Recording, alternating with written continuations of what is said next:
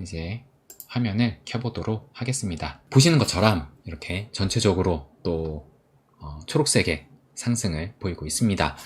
얼마만이죠? 이렇게 초록색의 상승을 보는 것이 꽤 반가워 보입니다. 그래서 아침에 제가 이렇게 캡처를 했을 때만 해도 112K가 살짝 넘었었는데 지금은 조금은 빠진 상황이에요. 그럼에도 불구하고 24시간 대비해서는 대략적으로 전체적으로 한 2% 정도 이렇게 상승이 나오면서 전체적으로 상승의 기운을 또 보이고 있습니다. 그래서 오늘 새벽에 이제 버거타임 때 보통 이제 주말 동안에 토요일은 되게 변동성이 없어요. 제가 이전에도 말씀드렸지만 토요일에는 그렇게 변동성이 없다가 만약에 변동성이 좀 빨리 나오게 되면은 일요일 밤 저녁부터 버거타임부터 나오거든요. 아니면 이제 월요일부터 나오기 시작을 하는데 이번에는 또 이제 버거타임 때 지난 어제 한 9시 10시부터 조금씩 상승이 나오기 시작을 했었어요. 그죠? 그래서 결국에는 새벽 동안에 급반등이 또 나오게 되면서 이렇게 112K를 터치를 했습니다. 그렇다면 조정이 끝난 것일까? 이런 것도 좀 궁금하실 테고, 그런데 또 제가 오프닝 때 말씀을 드린 변수가 좀 있죠. 미국 셧다운이 될 수도 있다라는데, 그렇다면 이 셧다운이 하락에 또 재료로 쓰일 수가 있을까? 그 부분도 아마 또 궁금하신 분도 계실 겁니다. 그러면은 이 셧다운을 어떻게 봐야 될지, 그리고 과거 셧다운 때는 어떤 움직임이 나왔고 또 어떤 사례가 있었는지 그것도 준비를 했으니까 한번 또 체크를 해보시고, 또 리플도 이제 이번 조정장을 겪었는데 거기에서도 나름대로 의미 있는 움직임이 또 있었거든요. 그래서 뭐 제가 늘 말씀드리지만 리플 같은 경우는 특히 올해 좀 큰 움직임이 나올 수 있다 라고 제가 말씀드렸죠. 그래서 그 부분을 깨지 않고 지금 잘 가고 있다 라는 것을 말씀을 드리고 싶습니다. 그래서 리플도 조금 있다가 다시 한번 체크를 한번 해보고, 그렇다면 이제 본격적으로 시작을 하기 전에 여러분들이 또 어떤 말씀 잠깐 하셨는지 보고선 시작을 하도록 하겠습니다. 이제 본격적으로 시작을 해보도록 하겠습니다. 먼저 비트코인 주말장을 복기를 해볼게요. 4시간봉, 일봉, W자 패턴도 이렇게 체크를 해보면서 먼저 4시간봉 차트를 좀 보시게 되면은 금요일 자정 이후부터 이렇게 지금 이 급락이 나왔어요. 그러니까는 올라갔다가 떨어지는 흐름이 나왔다가 금요일이 이제 넘어가서, 그러니까 금요일 자정 이후면은 목요일 종가에 들어가거든요. 목요일 종가에. 그래서 어쨌든 금요일 자정 이후로 이런 급락이 나오면서 108.6K까지 터치를 했었습니다. 그러다가 이제 금요일, 토요일 날 더 이상의 뭐 하락은 보이지 않았다가 이제 어제 버거타임 되면서 9시 이후부터 양봉을 좀 보이기 시작을 하더니만 이제 결국에는 112K까지 또 터치를 했다. 그래서 금리 인하 이후에 지금 계속 이 조정장을 겪었었던 거잖아요. 이 금리 인하 이후에 시작된 조정 이후 지금 처음으로 요 하락 추세를 드디어 처음으로 돌파를 했습니다. 그렇기 때문에 이제 조정이 좀 끝난 것일까 이런 기대감을 갖게 만드는데, 그렇다면은 이제 일봉 차트로 좀 보시게 되면, 일단 어제 일봉을 보시게 되면 간밤의 상승으로 인해서 약 2% 정도 보시면 2.3% 정도 되네요. 그죠? 2.3% 정도 상승으로 해가지고 어제 그 상승이 이게 지금 121선이거든요. 121선 저항에 정확히 딱 맞고 더 올라서지 못하고 121선 저항에 딱 맞고 지금은 살짝 빠져서 111.7K 정도를 보이고 있다. 그래서 어쨌든 지금 21선과 51선이 데드크로스가 났다가 이때 이제 데드크로스가 났다가 지난 토요일 날부터 역전을 했어요. 그래서 다시 21선이 위로 올라갔다. 21선, 51선, 121선, 200일선, 300일선이 되면서 다시 이 완벽한 정배열이 완성이 됐다. 근데 이 단기 추세가 지금 하방을 보고 있는 게 약간 좀 아쉽긴 하죠. 그죠? 그리고 지금 21선, 51선 아래에 있다라는 것도 조금 아쉽긴 한데, 어쨌든 정배열이 완성이 됐지만 약간은 좀 불안불안한 상황이긴 합니다. 그래서 지금부터 상승이 좀 나와가지고 다시 21선, 51선 위로 올라간다면 요 골든크로스가 난 게 유지될 수 있는데, 만약에 여기서 좀 지지부진한 움직임이 나오면은 다시 또 21선이 꺾일 수 있겠죠. 그래서 먼저 내려오겠죠. 21선이니까. 그래서 일단 완벽한 정배열이 됐지만 조금은 지켜봐야 되지만 저는 상승이 나올 수도 있다라고 생각을 합니다. 그렇다면은 W자 패턴으로 한번 좀 볼게요. 그래서 제가 우리 여태까지 이제 봐왔던 그걸 쭉 이제 정리를 해놨었고, 그래서 두 번째 바닥 가격 예상했던 게 110에서 111K였어요. 그죠? 0.618 요 가격대였었는데 결국에는 여기보다 더 하락을 했습니다. 지난주 금요일날. 그러니까 제가 금요일날은 멤버십 영상으로 하니까 목요일까지만 해도 여기를 지키고 있었다가 금요일 이제 주말 동안에 해가지고 여기를 깨는 움직임이 나왔었다. 그래서 이제 금요일 새벽에 108.6K를 터치를 했었는데, 근데 이제 금요일 새벽이면은 목요일 종가로 들어간다고 제가 말씀을 드렸죠. 금요일 아침 9시가 넘어서야지 이제 목요일 종가가 마감이 되니까 진짜 하락은 금요일에 나왔지만 종가로는 목요일 종가로 이렇게 지금 하락이 나온 것으로 됐다. 그래서 어쨌든 우리가 예상을 했던 이 0.618 자리를 깨고 왔기 때문에 최소한 쌍바닥을 찍을 가능성이 좀 높다라고 제가 봤거든요. 그래서 여기서도 한 2에서 3% 정도는 더 하락을 할 수 있다. 왜냐면 지난 패턴에서 그런 게 있어가지고 그렇게 예상을 했었는데, 그런데 지금 결과적으로는 108.6K를 찍고 이렇게 지금 올라온 상황입니다. 이게 떨어지고 나니까 아마 또 다수가 지금 이제 더 이 저점을 깨고 내려갈 것이다. 그래서 제가 목요일 영상에서도 말씀드렸지만 시즌 종료다, 이런 하락 관점이 굉장히 많았잖아요. 그러니까는 지금 또 대다수가 하락하니까 더 이제 하락을 보고 100회까지도 찍는다 이런 얘기가 굉장히 많다 보니까 또 다수가 예상한 자리는 쉽게 찍지 않는다라는 것을 보여주면서 간밤에 112K까지 올리지 않았나라고 또 볼 수가 있을 겁니다. 그래서 이 W자 패턴의 두 번째 바닥 가격이 저는 나왔을 가능성이 좀 있다. W자 패턴의 두 번째 바닥 가격이 나왔을 가능성. 그러니까는 원래대로 이 W자 패턴이 나온다면은 첫 번째 바닥보다 이렇게 긴 요런 흐름, 요렇든 어쨌든 요런 흐름. 지난 패턴이 다 그랬었잖아요.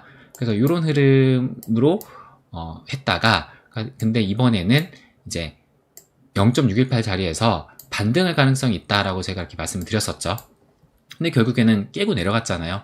그렇기 때문에 다시 이렇게 되나 했는데 조금 더 그냥 내리고 나서 이렇게 살짝 이제 올라온 상황입니다. 그래서 아직까지는 또 몰라요. 이러다가 또 다시 떨어질 수가 있는 거니까 아직까지 모르는데, 일단 현재 이렇게 움직임을 봤을 때 여기까지 왔다가 올라갔으니 두 번째 바닥 가격이 나왔을 가능성도 저는 어느 정도는 있다라고 생각을 합니다. 그러면 이제 요 두 번째 바닥이 108.6K잖아요. 그러면 108.6K를 깰 만한 악재가 없어야지 이제 다시 하방으로 안 가고 올라갈 텐데, 만약에 이 108.6K를 깰 만한 악재가 있다면은 다시 떨어질 수가 있는 거죠. 그런데 이 108.6K를 깰 만한 악재가 있다고? 이것이 아까 전에 제가 말씀을 드린 이 셧다운으로 좀 사람들이 생각할 수 있지 않을까. 그러니까 아무래도 좀 불안한데, 매크로가 좀 불안한데 지금 이제 반등이 나왔다라고 볼 수 있을까? 아마 이런 생각도 하실 거예요. 그래서 제가 셧다운에 대해서 조금 더 봐봤습니다. 그래서 이게 9월 28일이니까 어제 나온 기사예요. 예산안 대치 이어가는 미국의 공화당과 민주당, 미국 정부의 셧다운 위기 초읽기라고 하면서 의료보조금 지급 연장 등의 이견을 못 좁혔다. 연방정부 공무원 대량 해고로 이어질까? 그러니까 셧다운이 되면은 정부가 이제 말 그대로 문을 닫는 거거든요. 그러면서 공무원들이 일을 안 하니까 대량 해고로도 이어질 수 있다. 이번에는 진짜 트럼프가 그 대책 중에 하나가 그냥 해고를 하겠다라는 이런 그 기사도 있더라고요. 그래서 대량 해고로 이어질까 이렇게 얘기를 하면서 트럼프는 이제 또 민주당이 초래한 일이다 라고 얘기를 하고 있습니다. 그래서 기사를 조금 보게 되면은 미국 의회가 2025년 회계 연도가 끝나는 이달 30일 이후 정부 예산안에 합의하지 못하면서 다음 주 연방 정부의 일시적 업무 정지, 셧다운 가능성이 높게 점쳐지고 있다. 현실화될 경우 백악관 주도의 연방 공무원 대량 해고 등의 초유의 상황이 벌어질 수 있다는 전망도 나온다. 그런데 또 중요한 것은 여기 보시면 미 연방 정부의 최장 셧다운 기록은 트럼프 1기 행정부 때 세워졌다라고 합니다. 트럼프 1기 행정부 때가 최장의 셧다운이었다. 그래서 그 기간이 2018년 12월 22일부터 이듬해인 1월 25일까지 정부 셧다운 상황이 이어졌다. 그러니까 최장 셧다운 기록이 공교롭게도 트럼프 1기 때인데, 그렇다면 그 당시의 증시 흐름은 어떠했느냐. 2018년 12월부터 1월 달이잖아요. 그 해, 그 다음에 1월 달까지. 그래서 이걸 보게 되면은, 보시면 여기가 지금 2019년이니까 2018년 12월, 2019년 1월, 2월이니까 지금 한 요 정도 되겠죠? 그럼 보시면 지금 이렇게 하락을 했습니다. 그래서 얼핏 보면은 셧다운 때가 미 증시의 폭락의 시기처럼 또 보일 수가 있어요. 근데 자세히 보게 되면은 아까 이 기사에 12월 22일부터 1월 25일이잖아요. 그 기간을 제가 이렇게 표시를 해놨거든요. 보시면 여기에요. 여기 12월 22일은 또 주말이어가지고 21일부터 쳤습니다. 그래서 1월 25일까지 딱 쳤는데, 지금 보시는 것처럼 셧다운 기간에는 오히려 이렇게 하락을 한 겁니다. 지금. 그러니까 이 당시에 이런 하락이 나왔던 이유가 뭐냐면, 여기 써있던 거, 그러니까 제가 예전에 이제 표시를 해놨던 거거든요. 이 시기가 미국과 중국의 무역 전쟁이 있었던 그 시기입니다. 그래서 올해 이제 관세 전쟁이 있었잖아요. 제가 관세 전쟁 한창 막 하락하고, 그때도 이제 막 시즌 종료 얘기가 나왔을 때 제 영상 보시는 분들은 기억을 하실 거예요. 제가 그 당시에도 관세 전쟁 때도 트럼프 1기 때도 미국과 중국의 무역 전쟁이 있었다. 근데 그때도 마찬가지로 이렇게 찍고 올라가는 흐름이 나왔다. 그래서 관세 전쟁도 이것도 그냥 일시적인 하나의 이벤트로 남을 것이다. 그래서 저는 이것이 시즌 종료로 가는 것이 아니라 올라갈 것이라고 말씀을 드렸었죠. 그러니까 지금에야 이제 다 우리가 결과 알고 보니까 마찬가지로 이렇게 됐다라는 것을 알 수가 있지만, 그 당시만 해도 상당히 심각했습니다. 그래서 제가 그 당시에 이렇게 될 것이다, 이것을 보여드리면서 말씀을 드리니까, 이제 이것도 기간이 상당히 길었거든요. 지금 이때도 찍고 나서 보면은 2018년 10월부터 2019년 4월까지니까 상당히 기간이 좀 길었잖아요. 회복하는 데까지. 그러니까 뭐 이것을 어떻게 일시적으로 볼 수 있느냐부터 이렇게 되면 뭐 시즌 종료다, 상당히 말이 많았습니다. 근데 결국에는 비슷하게 흘렀죠, 지금. 그리고 더 올라갔으니까. 그러니까 결국엔 이 셧다운이 생겨서 하락이 나왔다기보다는 미중 무역 전쟁을 통해서 하락이 나왔던 것이고, 오히려 셧다운 기간에는 이렇게 상승하는 그런 흐름이 나왔었다. 그렇다면은 이전 셧다운은 어떠했느냐? 제가 그것도 준비를 이렇게 했습니다. 그래서 보시는 것처럼 이제 1979년 10월에도 셧다운이 있다라고 해요. 그러니까 셧다운이 한 열 몇 번이 있다라고 합니다. 미국에서. 그런데 지속 기간은 며칠 수준이고, 셧다운 중 증시 반응이 이때 이제 한 마이너스 4.4% 하락이라고 해요. 그러니까 증시가 마이너스 4%면은 꽤 하락을 한 거거든요. 근데 셧다운 종료 이후에 복구세가 보였다. 그러니까 당시 상대적으로 강한 하락을 기록을 했던 게 1979년입니다. 그리고 나서 뭐 1995년에도 지속기간이 한 한두 주 있었는데, 오히려 셧다운 중에 증시 반응은 소폭 상승 혼조, 그 다음에 종료 후에는 오히려 강한 상승. 그래서 이때 클린턴 정부 시절 셧다운 중 증시는 크게 타격을 받지 않았다. 또 2013년에도 셧다운이 있었는데 약 16일, 이때도 뭐 중도 하락 또는 혼조를 보였는데, 셧다운의 영향보다는 다른 거시 요인이 그 요인이 영향이 컸다라는 평가가 많다라고 합니다. 그리고 2018년, 19년 제가 조금 전에 말씀드린 트럼프 1기 때 가장 길었던 셧다운 중 하나다. 그래서 34일 동안 지속이 됐는데, 근데 오히려 이때 지금 증시가 상승을 해가지고 10.3, 우리가 조금 전에 확인을 했죠. 그리고 그 이후에도 강한 수익률을 기록을 했었다. 그리고 이제 일반적인 경향으로 봤을 때 셧다운 중에 뭐 여러 일에서 뭐 수주 동안 지속이 되지만, 셧다운 기간 중 지수 절반 정도가 상승, 절반 정도는 하락. 그러니까 이거는 절반은 상승, 절반 하락이라는 거는 셧다운의 영향이 뭐 그렇게 크지 않다라고 볼 수가 있는 거죠. 여기도 지금 보면은 S&P 500이 셧다운 당시 55%의 확률로 상승을 했다. 그러니까 거의 절반은 상승, 조금 더 상승이 너무 많긴 한데, 어쨌든 절반 정도는 상승, 절반 정도는 하락이라는 얘기는 그렇게 크게 영향을 받지 않았다. 그래서 제가 이렇게 써놨습니다. 셧다운 자체가 하락 요인으로 보기에는 어렵다. 그러니까 결국에 해결될 것이라는 학습 효과. 그러니까 79년에 이때는 이제 마이너스 4.4% 하락을 했지만 결국에는 복구를 하고 그 이후로는 뭐 큰 문제가 없었다라는 것을 일단 한번 79년에 학습을 했잖아요. 그러니까 그 이후 나서는 그렇게 뭐 셧다운 자체가 뭐 당시 뭐 일시적으로 뭐 하락이 나올 수는 있지만 뭐 그것이 뭐 지속적으로 된다거나 뭐 큰 의미를 둘 만한 그런 이벤트는 아니었다라고 볼 수가 있는 겁니다. 그리고 만약 현 시점에 미국 정부의 셧다운을 지금 우려를 했다면 미선물 시장이 현재 시점에서 어떠하느냐, 지금 보시는 것처럼 다우, S&P 500, 나스닥 모두 지금 뭐 큰 폭은 아니지만 어쨌든 상승을 또 보이고 있습니다. 그러니까 우리가 이 셧다운을 그렇게 크게 걱정할 필요는 없다. 그러니까 모르겠어요. 뭐 합의가 될지 안 될지 모르겠지만 뭐 오늘 이제 29일이니까 오늘 이제 버거타임 때부터 아마 내일까지는 이 셧다운 이슈로 막 좀 얘기가 나올 것 같아요. 그래서 뭐 합의를 한 해 만에 막 나올 것 같은데 어쨌든 이 셧다운은 결국 잘 해결될 것이고 만약 이것으로 인해서 하락이 나오게 된다면 저가 매수세는 다시 붙을 수밖에 없다라고 볼 수 있습니다. 왜 그러느냐? 결국 해결될 거니까. 그러니까 셧다운이 어떻게 보면은 저는 뭐 짜고 치는 고스톱 이런 거 SEC랑 뭐 리플이랑 소송도보다 다 짜고 치는 고스톱이고 뭐 전 그렇게까지 생각하지 않았는데 근데 이런 거야말로 그냥 서로 이제 민주당과 공화당의 그냥 뭐 이것도 뭐 짜고 치는 고스톱은 아니겠지만 서로 그런 이제 이권 다툼이라 볼 수 있는 거죠.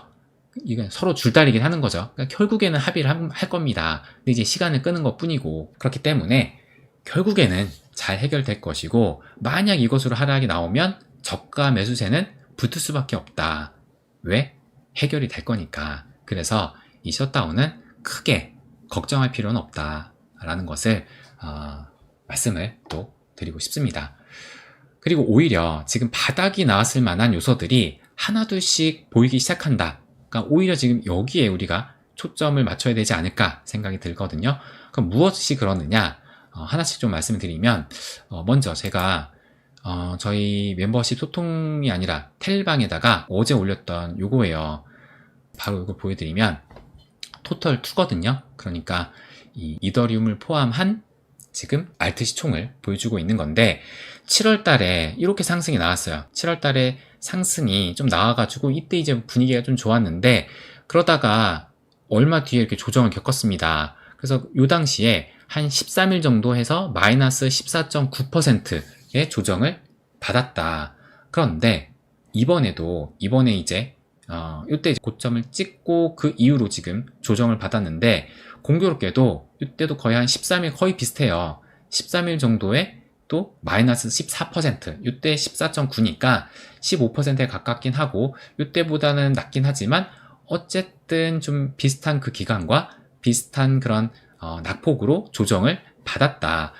그래서 이것으로 뭐 조정이 끝났다는 그 근거가 될 수는 없지만 조정이 끝날 만한 요소는 갖췄다고 볼 수 있다라는 것을 제가 어제 말씀을 드렸습니다. 그래서 이게 토털2도 그러는데 토털3는 어떠하느냐?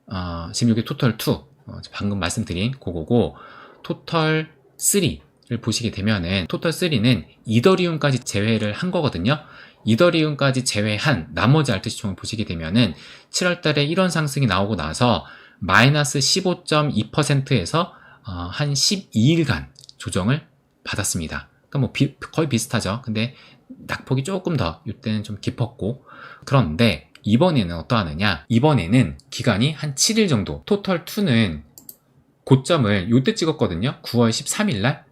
그런데 토털3는 9월 18일 날 찍었습니다. 그러니까 요때가 고점이 아니라 토털3는 요때가 고점이었다. 그래서 요때부터 기준을 하게 되면은 한 7일 동안 해가지고 마이너스 12.5% 정도. 그러니까 토털2보다 조정폭하고 또 조정 그 길이도 그러니까는 그 조정폭하고 그 길이도 좀 짧았다. 상대적으로 적었다라는 것을 알 수가 있습니다. 그런데 지금 토털2와 토털3의 차이점은 이더리움이라고 말씀드렸잖아요. 토털3는 이더리움을 제외를 하니까 지금 이렇게 흘렀다는 얘기인데 그렇다면은 이더리움을 제외를 하니까 조정폭하고 조정 길이가 짧았다는 얘기는 이더리움의 조정이 나름 깊었으니까 이 토털2가 조금 더 깊고 또 깊고 길게 갔다라는 것을 또 유추해 볼 수가 있는 거죠. 그러니까 이 이더리움을 좀 보시게 되면은 제가 이더리움에 대해서도 말씀드렸어요. 보시는 것처럼 결국에는 이번 하락장을 통해서 여기 이제 작년 12월 조정장 시작 시점, 그러니까 작년 12월의 고점 여기를 깨고 내려갔습니다. 그래서 제가 한 여기 있을 때부터 말씀을 드렸을 거예요. 그러니까 이더리움이 지금 충분히 조정을 못 겪었기 때문에 이더리움의 좀 조정이 좀 필요하기는 하다라는 것을 말씀을 드리면서 이때와 같은 흐름, 이때처럼 가다가 한번 떨구는 흐름이 나와야지 더 크게 간다, 이런 흐름이 나와야 된다라는 것을 말씀을 드렸는데 결국에는 나왔습니다. 신기해요. 결국에는 나왔어요. 그러니까 이 RSI를 보시게 되면은 지금 작년 12월 고점을 찍고 나서 올해 4월달까지 진짜 이더리움은 유독 약세로 해가지고 엄청난 하락이 나왔는데, 그러면서 이제 RSI 그 30 밑으로 떨어지는 완전 그 과매도 영역까지 하락을 했었는데, 그러다가 여기를 저점으로 해가지고 그 이후부터 상승이 나왔습니다. 그리고 나서 이제 이 과매수 영역으로 또 넘어갔다가 다시 한번 이 시점에서 과매도까지 가진 않았지만, 과매도 여기가 한 43 아니구나, 33 정도 되네요. 33 여기 보시면 33 정도 해서 거의 과매도 영역까지 가면서 뚫고 내려가고 그 이후로 이런 상승이 나왔다. 그런데 이번 제가 말씀드렸던 금요일 새벽에 하락이 나오면서 결국에는 이 30을 정확히 터치를 했습니다. 30을 뚫고 내려가진 않았지만 30을 한 터치를 한 것으로 보이거든요. 지금 요 선에. 그리고 나서 지금 현재는 살짝 올라가서 43을 보이고 있습니다. 그래서 드디어 이더리움도 이때와 비슷한 흐름이 나왔다. 이렇게 본다면 이제 이런 상승도 기대해 볼 수가 있는 거죠. 그래서 이더리움도 지금 상당히 긍정적인 흐름이 나왔다. 그래서 제가 최근 쇼츠도 계속 이더리움으로, 지금의 이더리움 하락은 굉장히 좋은 그런 긍정적인 시그널이다라는 것을 제가 쇼츠에서도 또 따로 말씀을 드렸습니다. 그렇다면은 이더리움도 이렇고 자산시장의 바로미터, 우리가 S&P 500을 보고 있죠. 그래서 S&P 500도 제가 요때였어요. 요때도 이제 뭐 엔비디아하고 오라클이 뭐 그 하락세가 계속되고 있다라고 얘기 나와서 지금 미 증시를 볼 때는 가장 약세달이 9월이라고 보는데 상승 추세가 전혀 꺾이지 않았다. 쉬어갈 만한 타이밍에 8월의 발언이 하락의 원인이 아니라 하락의 재료로 쓰인 것이다. 그러니까 파월이 증시가 지금 뭐 고평가다라는 얘기를 했었잖아요. 그렇기 때문에 그것이 재료로 그냥 쓰인 것 뿐이다. 그래서 제가 21선까지 뭐 터치할 수 있고 여기보다 살짝 떨어질 수 있고 여기를 말씀드렸습니다. 그래서 51선은 뭐 지금 여기 지나왔던 그 흐름을 봤을 때도 21선은 뚫고 내려왔지만 51선은 터치하지 않았기 때문에 이번에도 그럴 가능성이 있다라고 제가 요쯤에 말씀을 드렸는데, 결국에는 지금 터치는 하지 못했지만 거의 찍고 금요일날 또 올라왔습니다. 이렇게 올라왔다는 것을 알 수가 있고, 엔비디아도 마찬가지예요. 지금 엔비디아도 하락세였다라고 했었는데 하락세인데 주봉이 양봉, 제가 말씀드렸죠. 지금 보시는 것처럼 결국에는 이 주봉이 상승으로 마감을 했고 3주 연속의 상승. 다시 일봉을 보시게 되면은 현재 이 엔비디아는 AI 그 주도주, 이제 대장주로서 이때 사상 최고가를 찍고 나서 지금 여기에 올타임 하이 이 저항에 막혀 있다라는 것을 알 수가 있습니다. 이번에도 지금 거의 그 근방까지 갔다가 살짝 내려온 거죠. 그러니까 지금 이 시기가 이 고점, 이 올타임 하이 이 고점에 있기 때문에 요 기간을 통해서 팔 사람이 또 계속 파는 이런 손바뀜의 시기를 겪고 있는 것이다. 그래서 팔 사람이 다 팔고 나면은 재차 이 올타임 하이를 이렇게 경신하지 않을까 저는 예상을 합니다. 그래서 여기를 경신하게 되면은 이 AI 버블장이 한 단계 진화하는 그런 흐름으로 갈 수 있다. 그러니까 지금 이 코인장 토털 2, 토털 3 제가 뭐 이더리움도 그렇고 리플도 그렇고 다 지금 그 고비 올타임 하이를 넘기 직전에 있다. 그러니까 여기를 넘어서느냐 마느냐 굉장히 강조해서 말씀을 드렸죠. 그래서 아주 큰 그림으로 봤을 때는 이 컵앤핸들 패턴이다 라는 것도 말씀드렸습니다. 근데 지금 이 엔비디아도 이 최고점 저항에 지금 8월달부터 막혔네요. 그 7월 말부터 8월달부터 아직까지 이제 9월 다 끝나가는데 아직까지 뚫어내지 못한 거거든요. 그러니까 이런 지금 조정을 겪으면서 손바꿈이 일어나는 것이고, 여기를 뚫게 되면 이제 이 AI 버블장이 한 단계 진화가 되는, 또 탄력을 받게 되는 계기가 되고, 또 이것이 코인 시장으로 번질 수 있다 라고 저는 생각을 합니다. 그래서 비트코인 도미넌스까지 볼게요. 비트코인 도미넌스까지 보시게 되면은 최근에 이제 약세를 겪으면서 비트코인 도미넌스가 이렇게 상승을 했습니다. 그래서 21선도 뚫고 올라갔고 51선도 한때는 뚫었는데 근데 이제 하루 뚫어내고 그 다음날 바로 내려왔거든요. 내려오면서 결국에는 또 이제 어제 같은 경우도 올라가는 듯 했지만 새벽에 상승이 나왔을 때 알트들이 조금 더 반응을 하게 되면서 이렇게 지금 그 51선 아래에서 마감을 했다. 그래서 지금 요 노란색 점선을 보시게 되면은 요 당시에 제가 이렇게 여기 저항을 긋고 이렇게 해가지고 이런 움직임에서 이렇게 내려갈 수 있다라고 했었던 그 선인데 요 선을 지금 쭉 연장해서 이렇게 근 거예요. 그렇게 보면은 지금 그 수치가 58.6이거든요. 그러니까 여기가 지금 어떻게 보면은 그 저항대라는 것을 알 수가 있죠. 그래서 여기를 끝내 넘지 않게 된다면 저는 이제 더 이상 이렇게 올라가는 것이 아니라 여기에서는 다시 하방으로 향할 가능성이 좀 더 크지 않을까라고 저는 생각을 합니다. 그러니까 저는 이제 뭐 비트 흡성대법이 나오게 되면서 이제 알트들은 덜 오르고 이제 비트가 너무 많이 오르고 하면서 이런 비트 도미의 상승이 지금은 나올 때가 아니다라고 봅니다. 그러니까 지금은 상승이 나오면은 뭐 비트 흡성대법, 그러니까 물론 비트가 조금 더 올라갈 수 있지만 뭐 이렇게 비트코인의 도미넌스가 이렇게 급격하게 올라갈 정도로 그 정도로 올라가는 비트 도미가 상승을 하는 그런 상승이 나오지는 않고 비트가 올라가면은 알트들이 조금 더 반응을 하면서 뭐 이렇게 아주 꺾이는 흐름이 아니더라도 이런 흐름이 나오다가 결국엔 이제 거의 막판에 가서는 이제 확 꺾이게 되거든요. 주로 이제 마지막 한두 달 정도쯤에 급격하게 꺾이는 흐름이 나오는데 저는 이렇게 급격하게 상승하다가 꺾이는 흐름보다는 어느 정도 가다가 이제 꺾이는 흐름이 나오지 않을까. 그 얘기는 알트들이 어느 정도 쫓아가는 그런 흐름이 나온다. 왜냐면은 제가 말씀을 계속 드리고 있는 토털 2, 토털 3가 여기를 넘어서면은 이제 찐포모장으로 넘어가는 거거든요. 근데 여기서 지금 비트코인이 흡상대법이 나오면서 비트 도미를 끌어올릴 것이다. 그 가능성은 저는 조금 더 낮게 봅니다. 그래서 제가 계속 강조해서 말씀드렸죠. 2012년 여기를 넘게 되면은 진정한 포모형으로 넘어가게 되는데 포모 영향이 나오는데 알트들의 상승세가 약할 수가 없잖아요. 그러니까 어느 정도 강하게 나오기 때문에 저는 오히려 여기 넘어서게 되면은 비트 도미가 하락할 수 있다고 보거든요. 비트 도미가. 그래서 비트 도미가 크게 상승했다가 하기보다는 비트 도미가 여기에서 이제 하락을 할 수 있는 그런 시기로 봅니다.